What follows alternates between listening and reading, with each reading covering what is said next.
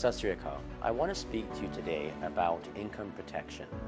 Sometimes in life there are unforeseen events such as illness, accidents, or sickness that prevent someone from working.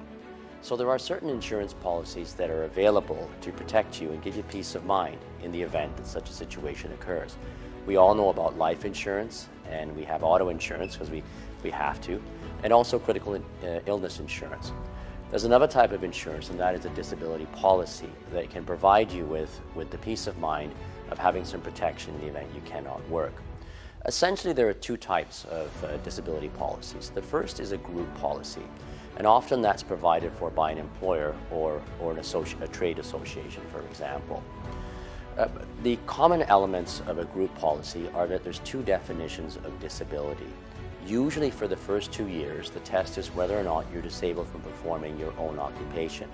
But after 2 years, often that test changes to whether or not you're totally disabled from performing any gainful occupation that you're suited by way of education, training, or experience. So an insurance company could then say, well, maybe you can't do your own occupation, but you can do a lighter type of work, and we're going to stop paying you benefits. In my office, we see that happen a lot. Another thing to look for in your policies, and even the group policy, is whether or not there's a cost of living allowance to the payments that you'll receive. We know that with inflation that's happening, and it seems to be at historic highs, that the value of the monthly benefit that you get today will not be worth the same down the road. So one thing to check with the employer is, does our policy have a cost of living allowance to it? The next thing to look for is whether or not the benefit itself is taxable. If the employer is paying the premium, then the benefit will be taxable, but if you, the employee, for example, are paying it, it won't be. So the other type of disability policy that is very useful are private disability policies. Yes, often professionals buy these, and those who are in trade, so they're earning a certain type of income. But you can also get one to supplement your group policy.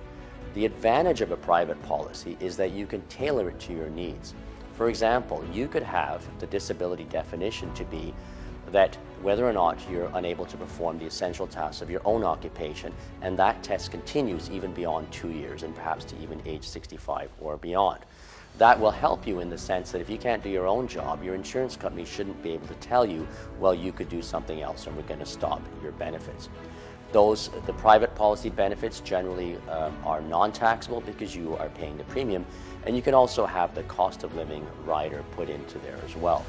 We find in our practice that the private policies, for the people who are receiving benefits through those, they don't get denied as regularly because insurance companies like to protect their reputation. If they're selling you a private policy, they would rather stand behind it. We do see denials, but probably less than we would see in the group policies, which tend to be cheaper, and sometimes employers buy the most inexpensive type of policy, and that results in somewhat less protection.